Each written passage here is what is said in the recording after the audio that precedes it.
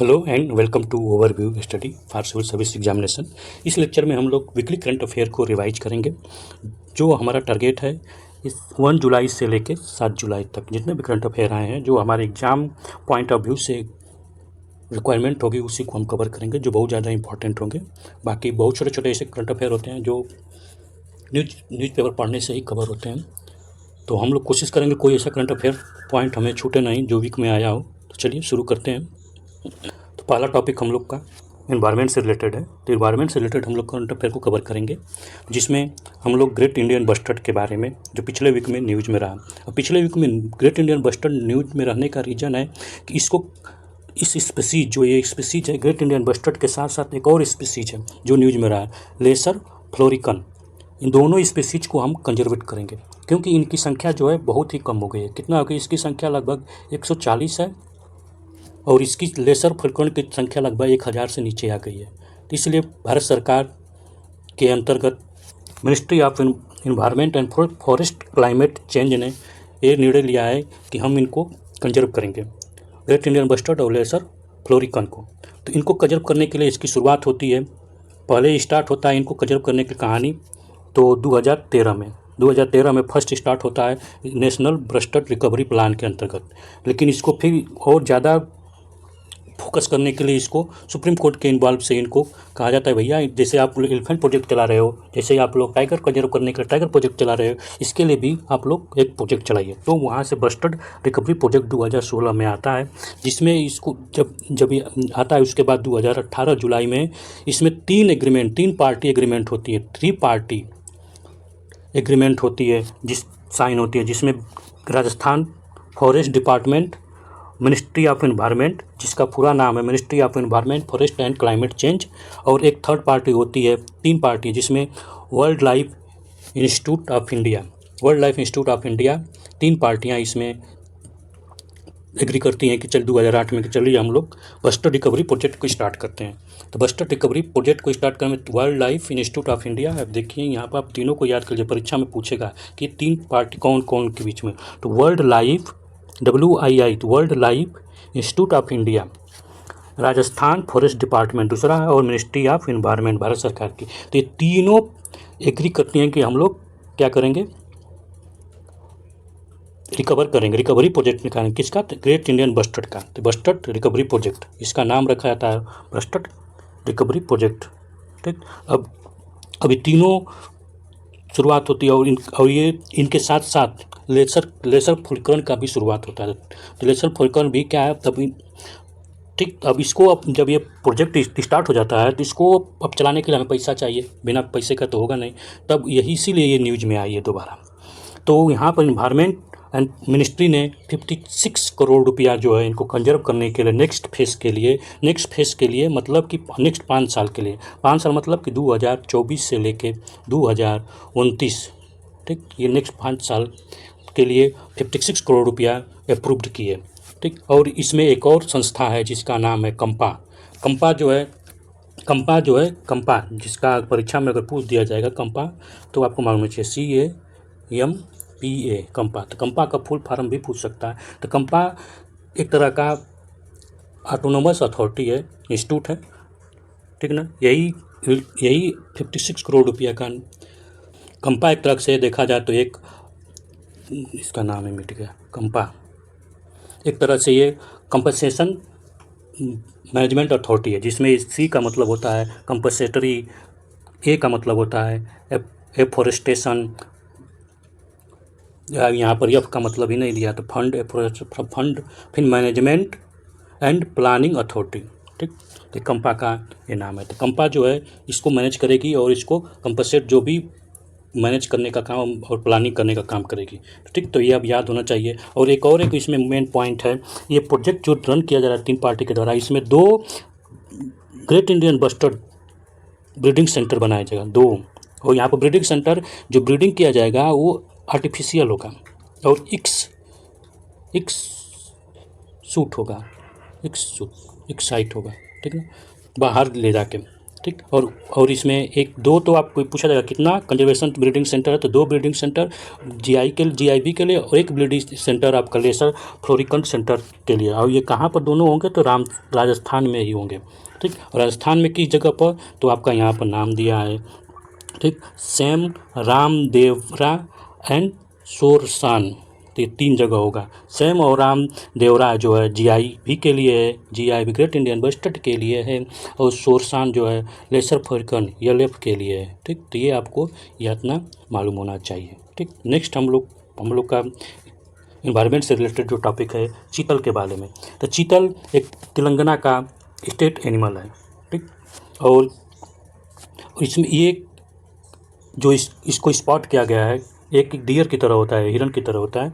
Stock of the dwelling in the Kuno national park, Kuno national park में ये मिला है, जो मध्य प्रदेश में है।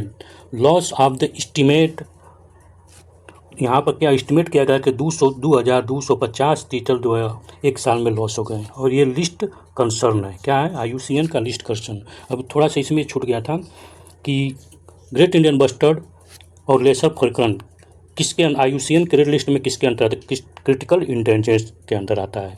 ठीक। किसी भी स्पीसीज का आपको IUCN का रेड लिस्ट मालूम होना चाहिए, बहुत एग्जाम में बार बार पूछा जाता है। तो ये चीतल जो है लिस्ट कंसर्न है, और GIB जो है ग्रेट इंडियन बस्टर्ड और लेसर फ्लोरिकन जो है ये क्रिटिकल इंडेंजर्स है।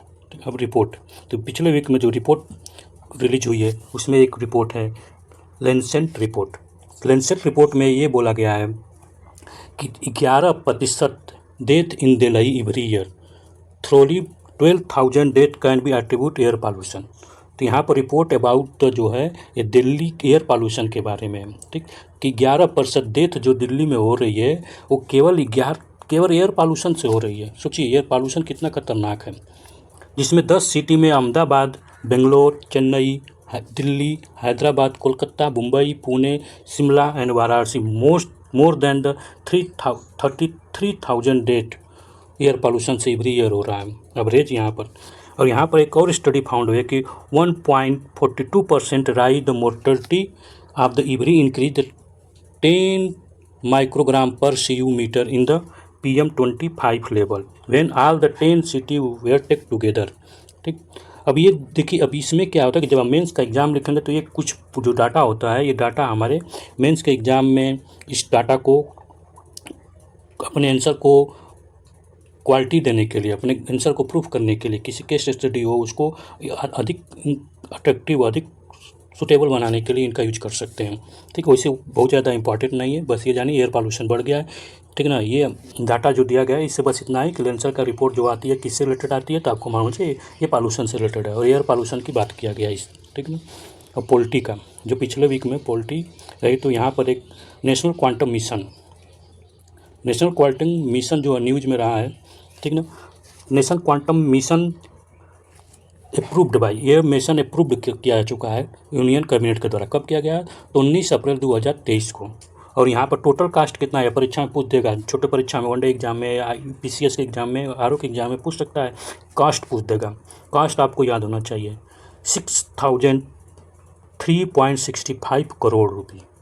फ्राम कहाँ से, 2023-24 से लेकर 2030-31 तक, लगभग 23 से लेकर 31 तक ये क्वांटम मिशन को अप्रूवल मिल गया है, नेशनल क्वांटम मिशन। ठीक ना। ये 19 अप्रैल कब अप्रूवल मिला है, तो आपको मालूम चाहिए 19 अप्रैल 2023। ये परीक्षा में पूछेगा, डेट भी पूछ सकेगा, और इसका कितना कॉस्ट आया है वो पूछेगा। तो कास्ट याद होना चाहिए, लगभग आपको 6,003 भी याद रहे तो काम हो जाएगा, 6,003। अब टोटल ये पॉइंट वाला भी नहीं याद रहे तो काम हो जाएगा। ठीक। तो इसका एम क्या है, अब तो हम नेशनल क्वांटम मिशन के लिए पैसा भी आ गया, सब कुछ आएगा, लेकिन ये नेशनल क्वांटम मिशन इंपॉर्टेंट क्यों है, तो इसका एम क्या है। एम क्या है कि to seed, nurture and scale of the scientific and industrial research and development, create a vibrate and innovative ecosystem in quantum technology. तो क्वांटम टेक्नोलॉजी में के रिसर्च में इसको पुष्ट करने के लिए ये लगाया जा रहा है, इतना कैबिनेट ने अप्रूव किया पैसा। Quantum exhibit property of the superposition इंटेलिजमेंट।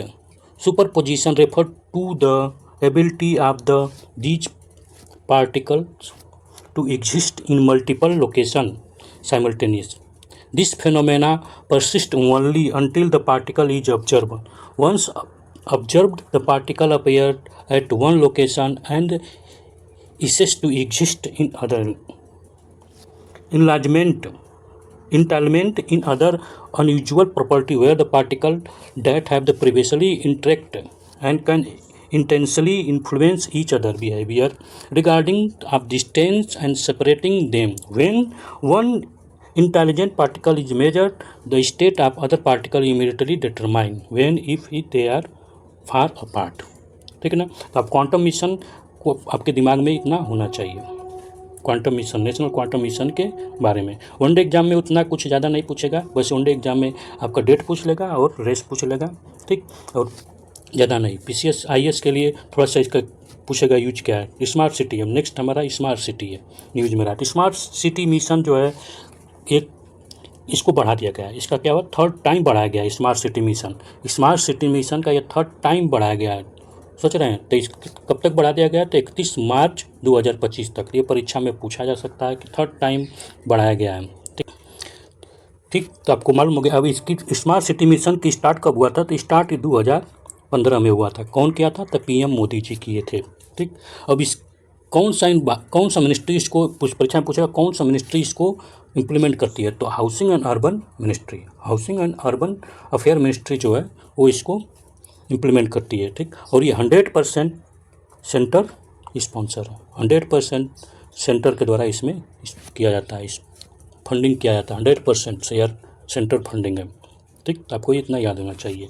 इसका ऑब्जेक्ट क्या है कि सिटी को क्या करना है कि प्रमोट करना है, किसी भी सिटी को, और उस क्या प्रमोट करना है, तो उसको कोर इंफ्रास्ट्रक्चर देना है, decent quality of the life देना है सिटीजन के लिए, clean and sustainable environment provide करना है, तो यही इसका एप्लीकेशन। तो अब इसका यह भी जान लीजिए कि क्या है स्मार्ट सिटी का, क्या है, क्यों आया।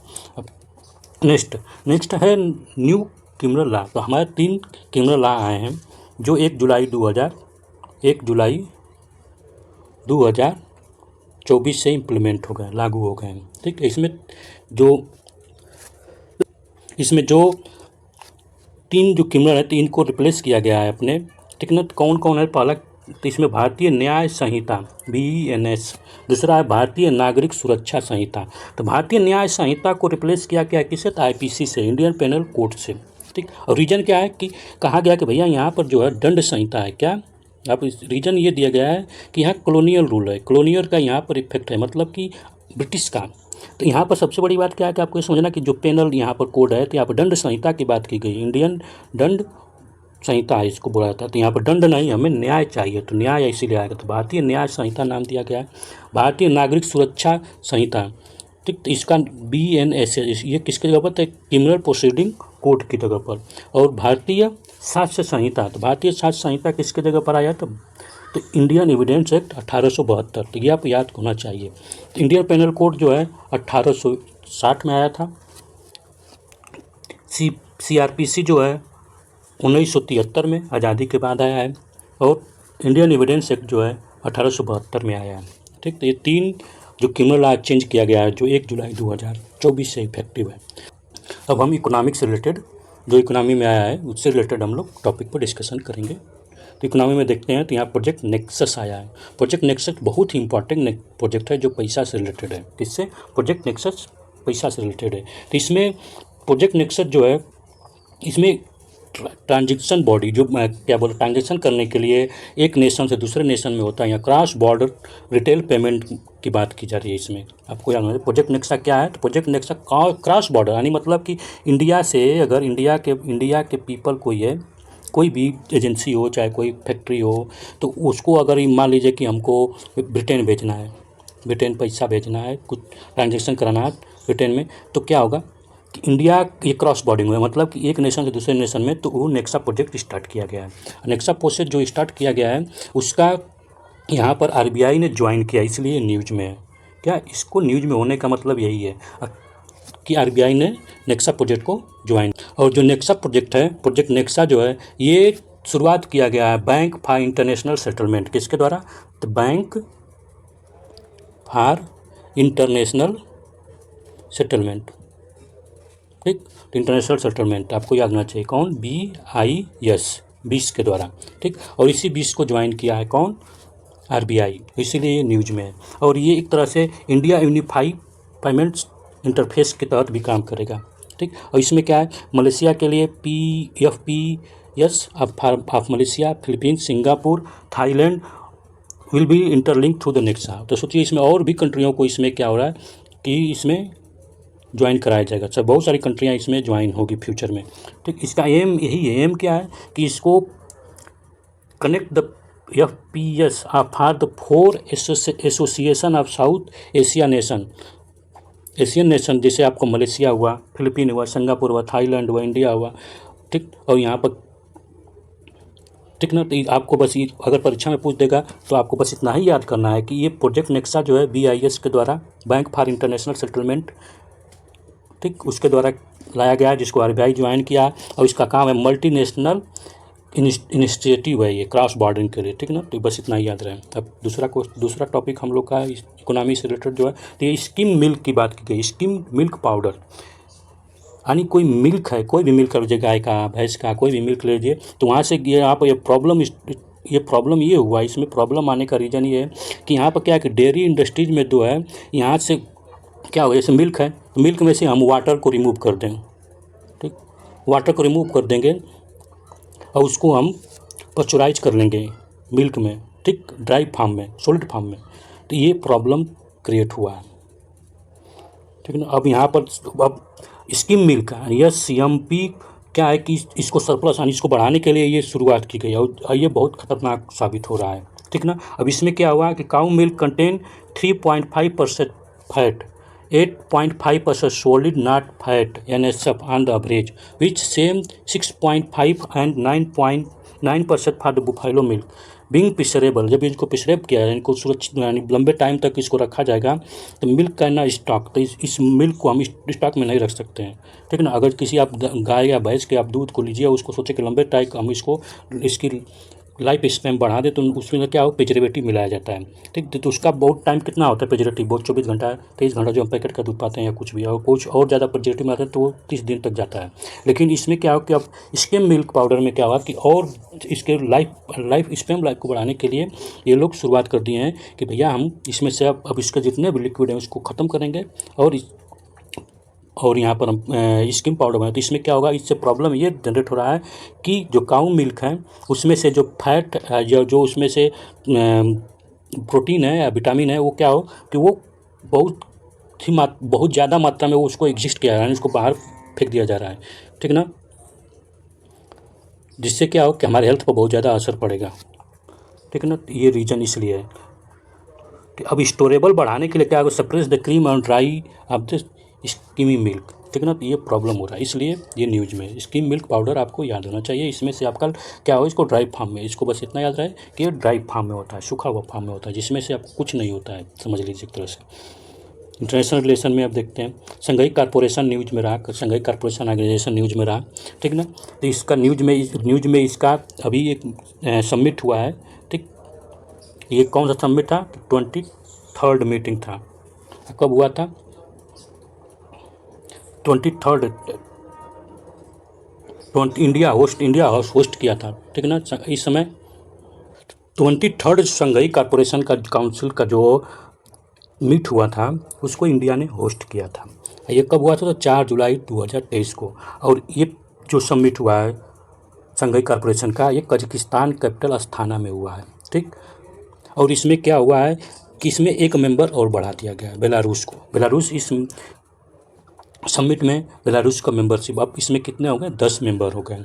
अब इसकी शुरुआत हुई थी 1996 थे, जिसमें 5 मेंबर थे, किसमें 5 मेंबर थे। फिर इसको 2001 में इसमें 6 मेंबर कर दिए जाते हैं, ठीक। फिर इसके बाद इसमें 2017 में इसमें जो इंडिया और पाकिस्तान को फिर मेंबरशिप दिया जाता है। और इसका बनने का रीज़न क्या था, बनने का रीज़न 1951 में रसिया के विघटन से है, ठीक। विशेषार के विघटन होने से बनता है, ठीक। तो आपको इतना मालूम होना चाहिए। और एक और चीज़ आपको मालूम होना चाहिए कि अफ़गानिस्तान एंड मंगोलिया जो है ऑब्जर्वर स्टेटस है, इनको ऑब्जर्वर रखा गया। और ये 10 मेंबर का नाम भी मालूम होना चाहिए। तो 10 मेंबर का अगर नाम आपको याद करने का सबसे आसान तरीका है कि आप जानिए कि चाइना है, ये रसिया है, ही इंडिया है, पाकिस्तान है, ठीक। और सेंट्रल एशिया ये हो गया आपका 4। अब बेलारूस अभी आ गया 5। और 5 कौन है, तो 5 आपका सेंट्रल एशियन कंट्री है, ठीक। इतना आपको 5 सेंट्रल एशियन कंट्री का नाम आपको मालूम होना चाहिए। नहीं मालूम है तो उसको भी देख लीजिए। कजाकिस्तान है, किर्गिस्तान है, तजिकिस्तान है, उज्बेकिस्तान है, और एक बच गया अफ़गानिस्तान। अफ़गानिस्तान कहाँ पर है, तो ऑब्जर्वर स्टेटस में, ठीक। नेक्स्ट है यहाँ पर एक है कि डील किया गया, deal with the Bangladesh navy. तो बांग्लादेश नेवी है the sign deal with the Indian garden reach ship building and engineering. तो ये क्या हुआ कि गार्ड एक कंपनी है उससे और इंडिया नेवी के बीच में साइनिंग हुआ। उस कंपनी का नाम है garden reach ship building and engineering, यानी ये शिप बनाती है। It major contract sign between, लगभग ये $500 मिलियन का क्रेडिट यहाँ पर एक्सटेंड किया गया है बांग्लादेश के लिए बाय इंडिया के द्वारा। परचेज द डिफेंस इक्विपमेंट, अगर इसमें साइनिंग हुआ कि अगर इंडिया अगर बांग्लादेश अगर डिफेंस इक्विपमेंट इंडिया से खरीदती है तो हम 500 मिलियन का क्रेडिट देंगे, मतलब कि बिना लोन का ले जाओ ऐश करो। साइंस और टेक्नोलॉजी का टॉपिक देखते हैं। तो इसमें साइंस और टेक्नोलॉजी में Axiom 4 mission, Axiom 4 mission, India space research organisation है the shortest listed to it 4 train Gaganyaan astronaut for the mission of international space station. It collaboration with United State. NASA later this year a part of the Axiom 4 mission. साइमिंग 4 mission किसका है, तो NASA का है, ठीक। और इसमें से क्या हुआ कि 4 ट्रेनिंग जो हो गया है गगनयान के द्वारा किया गया, उसमें से 2 को टू एरोनॉटिस्ट को क्या किया है कि इसरो ने उनको शॉर्टलिस्ट किया। किस मिशन के लिए, तो साइमी 4 मिशन। और साइमी 4 मिशन किसका, तो नासा का। Only 1 astronaut will go to this mission, और उसमें से 2 में से शॉर्टलिस्ट होने के बाद केवल 1 को ही भेजा जाएगा, ठीक। तो साइमिंग 4 mission is the 4th private astronaut mission of NASA and private US company साइमिंग स्पेस। तो साइमिंग स्पेस एक प्राइवेट कंपनी है और नासा है, दोनों के कोलैबोरेट से हो रहा है, और उसमें इसरो भी है। तो 3 का कोलैबोरेशन हो गया, ठीक। तो इसरो तो उसमें से शॉर्ट लिस्ट 2 में से 1 को भेजेगा, ठीक। तो आपको याद होना चाहिए कि साइमिंग, ठीक, 4th प्राइवेट मिशन है, एस्ट्रोनॉट मिशन ऑफ नासा का है, चौथा। This mission expected to dock with the ISS for the 14 day. तो इसमें का इंटरनेशनल स्पेस स्टेशन में 40 दिन तक, ये 14 दिन तक रहेंगे। 14 डे 14 दिन तक ये रहेंगे, ठीक। अब इसरो की स्थापना कब हुई थी, तो आपको मालूम होना चाहिए 1969 में, ठीक। 1969 में, ठीक। हेडक्वार्टर आपका मालूम है बेंगलोर में है, ठीक। और इसके बारे में आप धीरे धीरे पढ़ते रहिए, बहुत सारा आता रहेगा। और एक यहाँ पर एक और है हमारा राहत अपेलियन।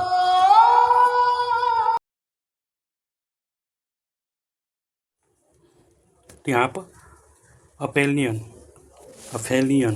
अपेलियन जो है कि ये पृथ्वी जब अपने सूर्य के चारों तरफ घूमती है तो उस पथ को हम रिवोल्यूशनरी पथ बोलते हैं, ठीक ना।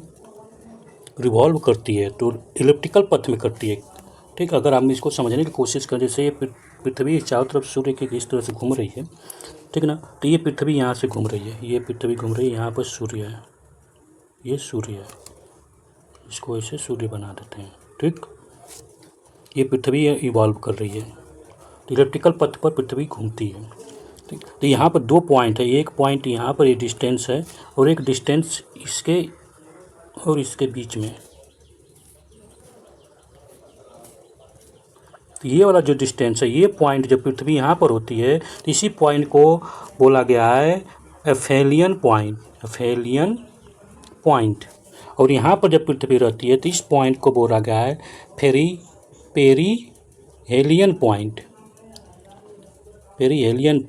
ठीक। तो यहाँ पर जब पृथ्वी होती है तो इसका डिस्टेंस पृथ्वी से दूर हो जाता है, सूर्य से, और यहाँ पर सूर्य के पास में होती है। जब यहाँ पर सूर्य, तो यहाँ पर क्या होता है कि सूर्य का दूरी होने के कारण यहाँ पर देर टाइम तक सूर्य पर पृथ्वी पर सूर्य का रे पड़ता है, जिससे क्या होता है कि दिन क्या होता है, डे क्या होता है, इंक्रीज होता है, डे क्या होता है, इंक्रीज हो जाता है, यानी लाइट पड़ती है, लाइट का डे इंक्रीज होता है और नाइट क्या होती है, छोटी हो जाती है। और यहाँ पर क्या होती है कि नाइट छोटी हो जाती है। तो ये आपका ज्योग्राफी में यहाँ पर नाइट इंक्रीज हो जाती है, नाइट ज़्यादा हो जाती है। ठीक, तो ये आपका ज्योग्राफी में टॉपिक है। ठीक, वहाँ से ये क्वेश्चन ये रहा है। ठीक है ना। तो अर्थ जो है ईच फेलियन एवरी जुलाई, तो एवरी जुलाई में फेलियन में आ जाती है। ठीक ना। तो ये आपको मालूम होना चाहिए। ठीक है, ज्योग्राफी का है। ये 5 जुलाई को इस साल हुआ था। और यहाँ पर डिस्टेंस जो है अपेलियन का डिस्टेंस 152.1 मिलियन किलोमीटर है और पेरिहेलियन का डिस्टेंस 147.1 किलोमीटर है।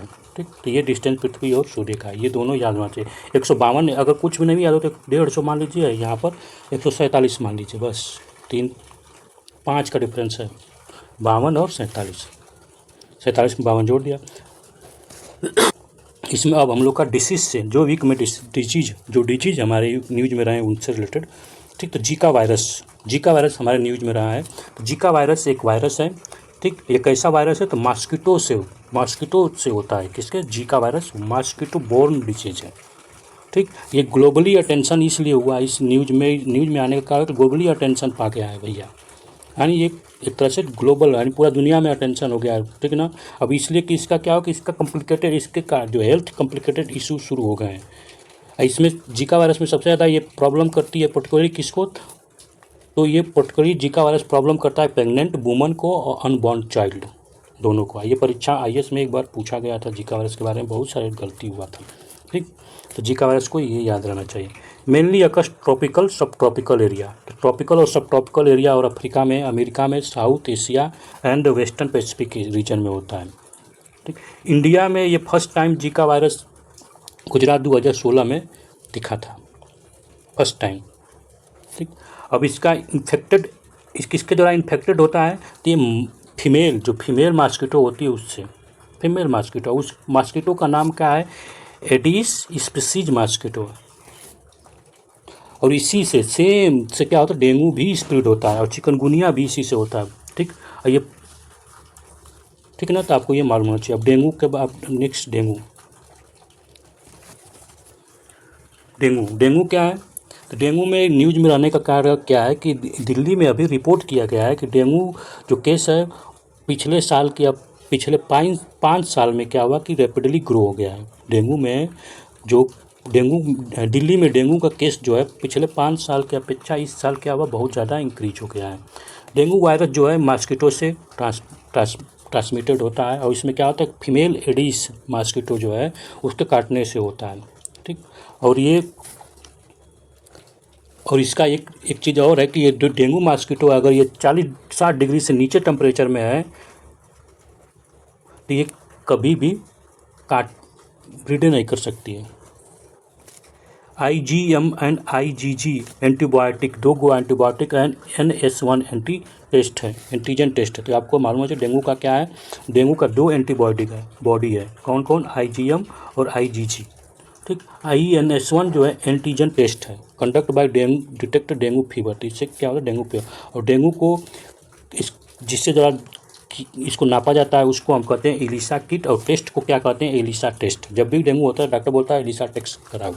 ठीक, और एलिसा टेस्ट जो होता है एलिसा किट के द्वारा होता है। नेक्स्ट, एपिलेप्सी एक ब्रेन प्रॉब्लम। एपिलेप्सी में क्या होता है, ब्रेन प्रॉब्लम होता है जिसमें ब्रेन रिकॉग्नाइज करने में प्रॉब्लम कर लेता है। ठीक ना। इसमें क्या होता है, देखिए ये न्यूज में इसलिए है कि यूके में, यूनाइटेड किंगडम में एक यंग बच्चा था, टीनेजर।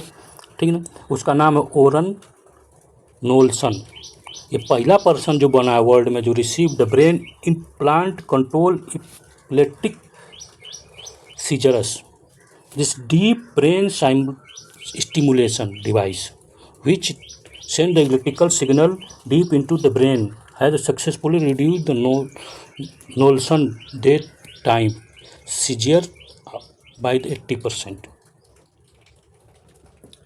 इसमें क्या होता है कि हमारा जो ब्रेन जो होता है इस एपिलेप्सी में क्या होता है कि ब्रेन जो है जो ब्रेन के अंदर जो इलेक्ट्रिकल जो एक्टिविटी होती है ब्रेन की वो अब नॉर्मल हो जाती है, ठीक है ना।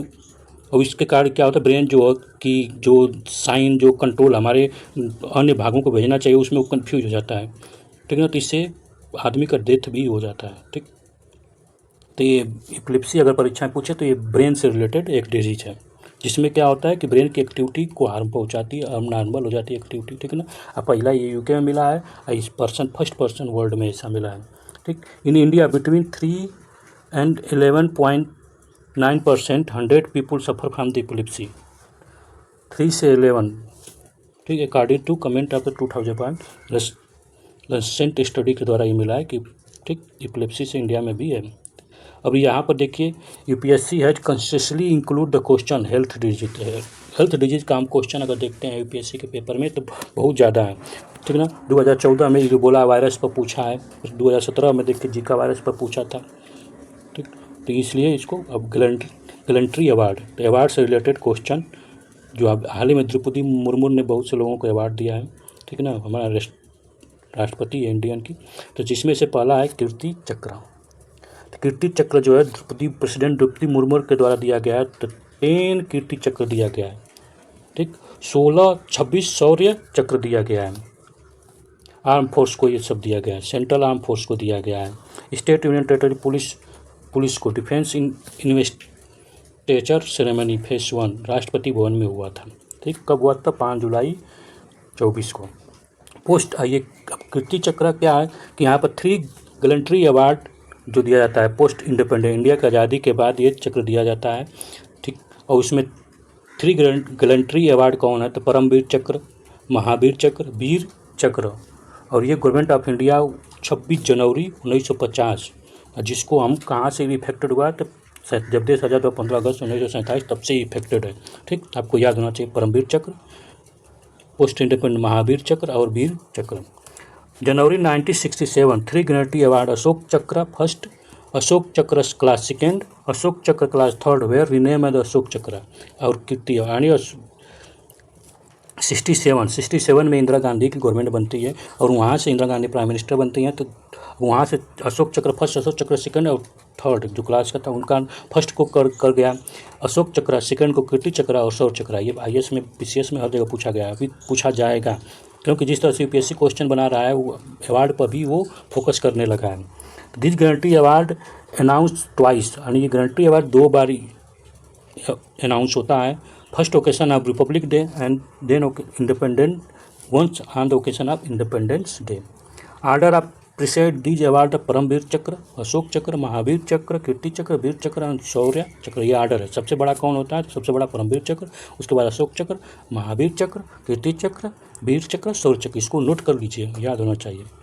अब पर्सन इन न्यूज, कुछ पर्सन वीक में जो न्यूज में रहे हैं तो कैर स्टेमर्स, पहला जो पर्सन है कैर स्टारमर। ये 5 जुलाई को लेबर पार्टी जो है यूनाइटेड किंगडम में बहुत ज़्यादा विक्ट्री से जीत की है। क्या यूनाइटेड किंगडम में लेबर पार्टी है बहुत ज़्यादा विक्ट्री से जीत की है, और जीत करने में क्या हुआ कि कैर स्टेमर जो है नया प्राइम मिनिस्टर बने, और 14 साल के बाद बने, ठीक। 14 साल, क्योंकि 14 साल तक कंजर्वेटिव पार्टी जो रूल कर रहे थे, जैसे ऋषि सुनक उसके क्या थे?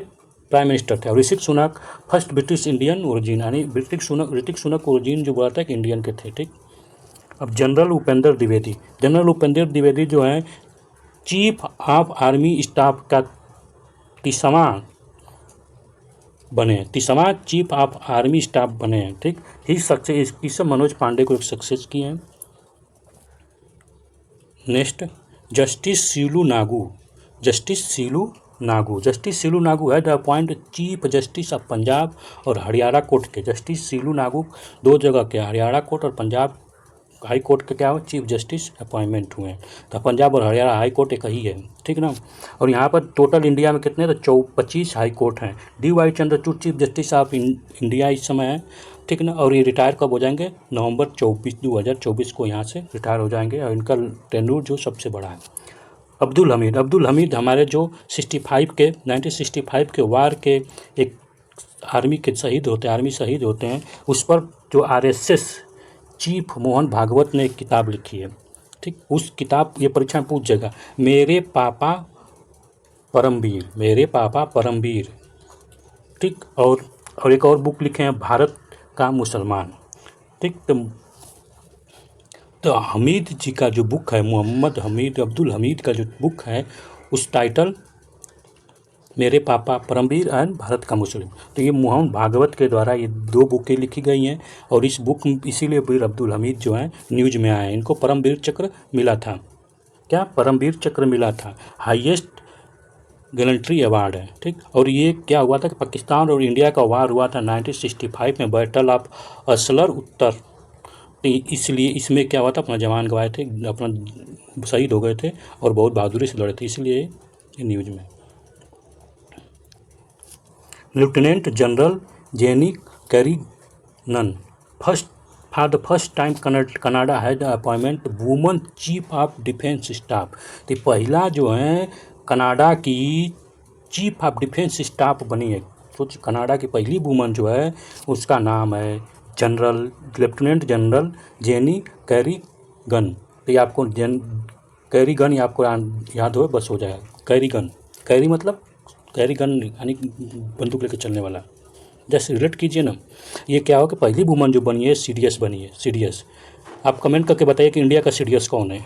इंडिया भी तो सीडीएस पोस्ट रखता है, तो कौन है इंडिया का सीडीएस, ठीक। तो पहली वुमन जो बनी है कैरिगन ओरिजिनली मिलिट्री इंजीनियर है। द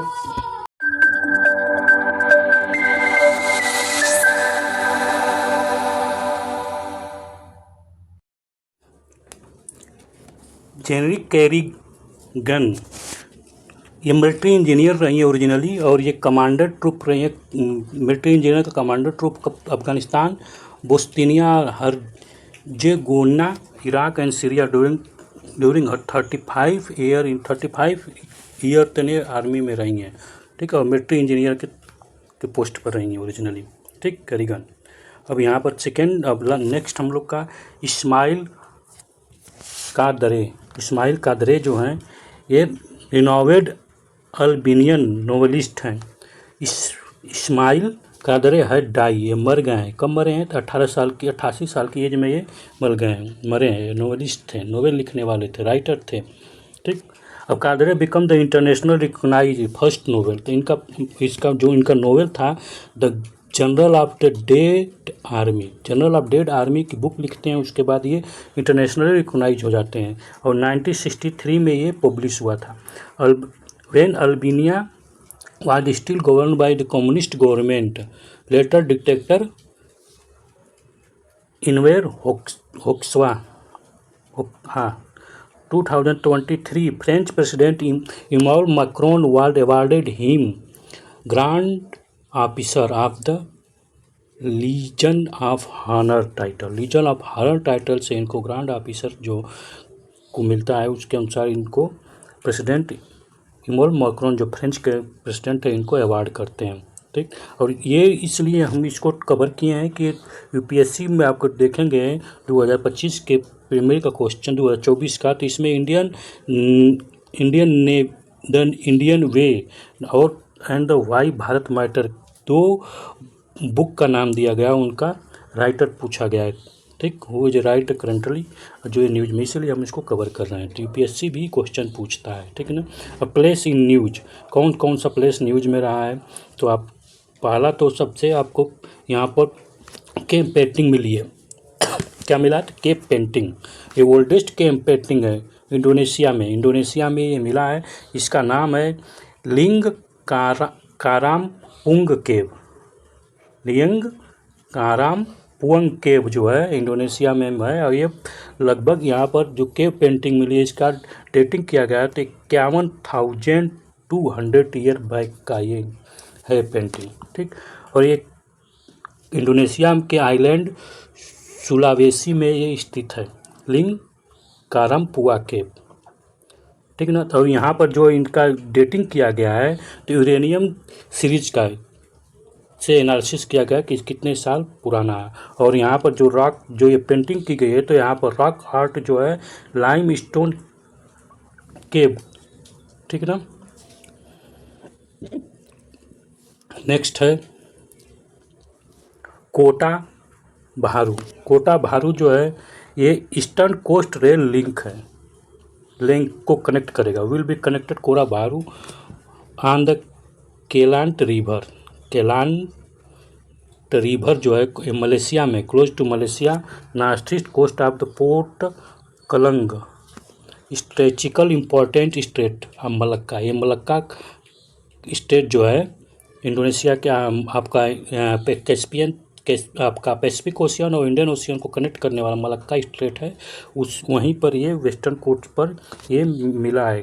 ठीक, ये कनेक्ट करेगा कोटा बारू, ईस्टर्न कोस्ट रेलवे लिंक को कनेक्ट करेगा। ठीक, मुम्बासा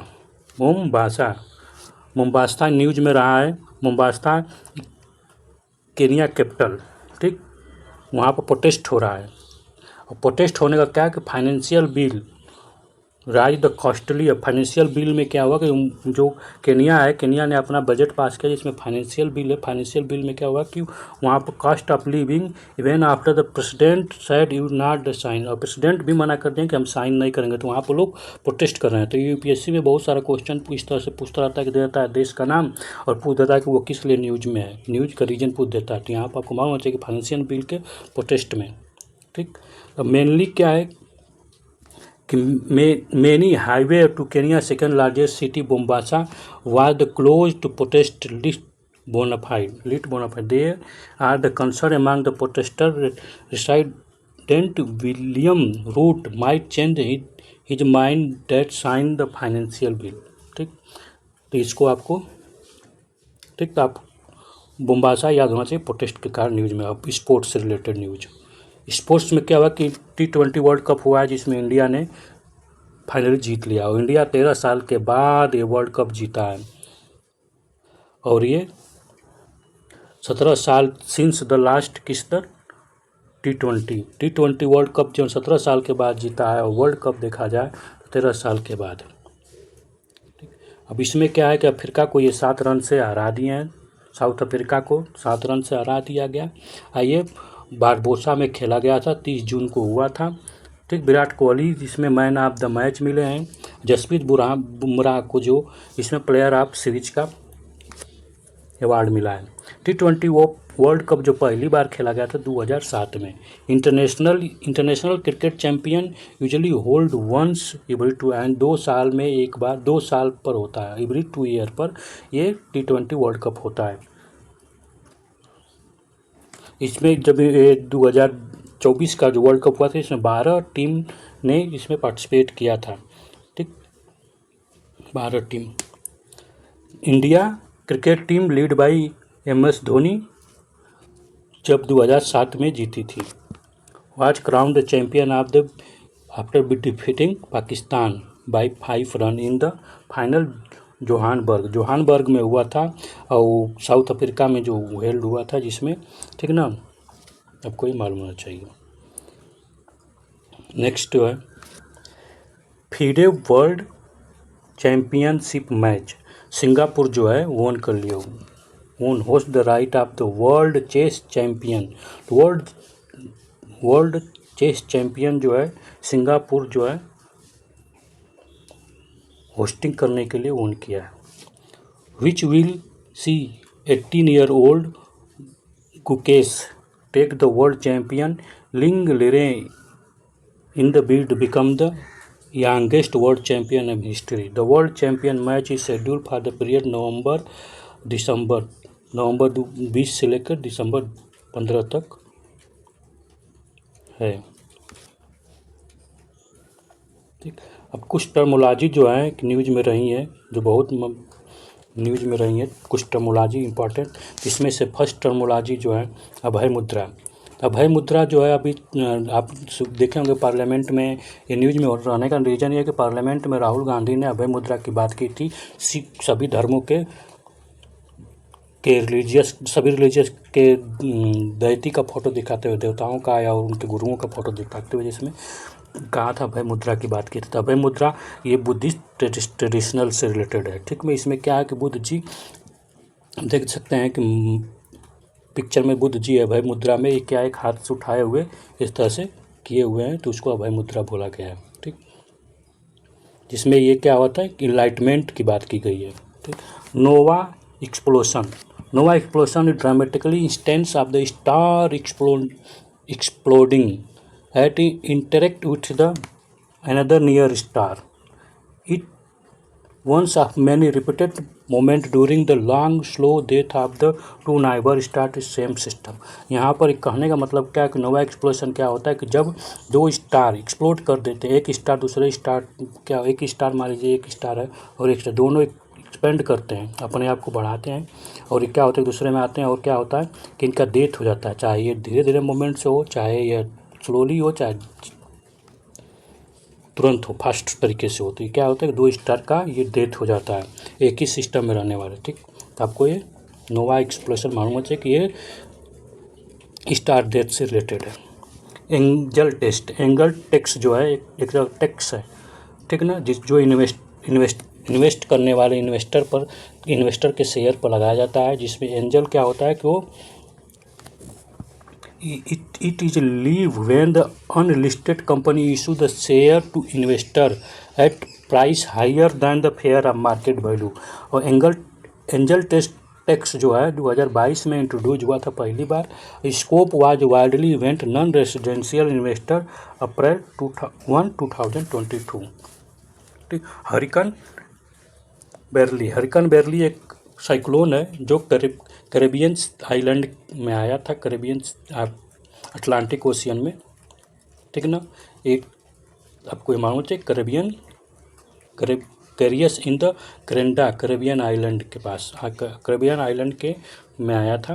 ठीक, ये कहाँ पर था? अटलांटिक में। ठीक ना, 1 जुलाई 2024 को आया था। Adjournment sine die Latin word है, adjournment sine die, it is a Latin word term meaning not define date period to resume.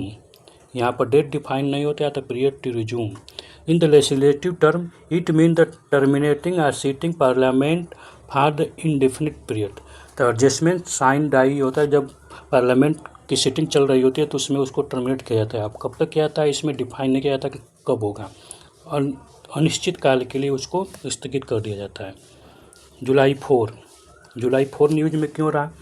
July 4 news में रहने का जुलाई 4 mark the 248th independent day of the United nation का, United state of America का ये 248वां independent day था। It was the day when the declare the independence, उस समय America अपने आप को इंडिपेंडेंस डिक्लेयर करता है। The document which mark the foundation of US as the union of state liberate from the Britain was sign, तो ये Britain के द्वारा। ठीक, अब sun dog, it is a Chinese second aircraft. तो सन डॉग जो है, डोंग जो Chinese second aircraft was seen patrolling water of the Philippines के वाटर में पेट्रोलिंग करते हुए दिखा गया। तो अब परीक्षा में आ जाएगा कि सन डोंग क्या है। तो सन डोंग क्या है?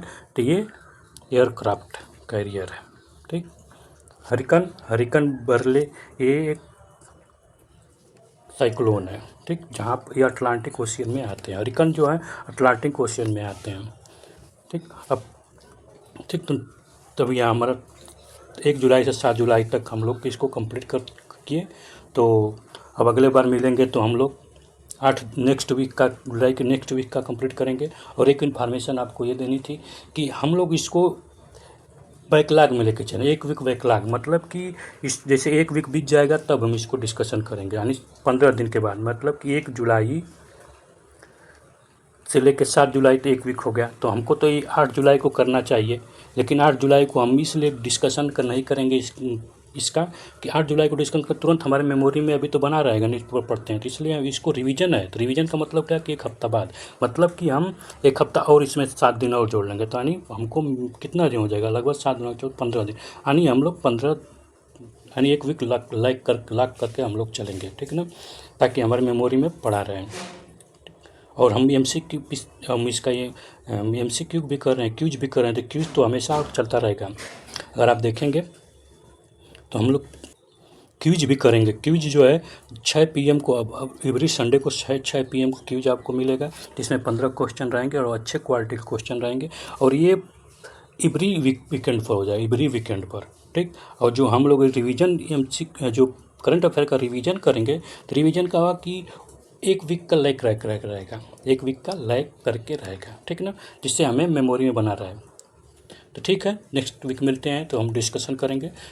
अगर वीडियो पसंद आई हो, लेक्चर पसंद आया तो सब्सक्राइब कीजिए और घंटी दबा दीजिए ताकि आपको जब भी नया वीडियो आए तो आपको अलर्ट मिल जाए। Thank you for the watching. जय हिंद।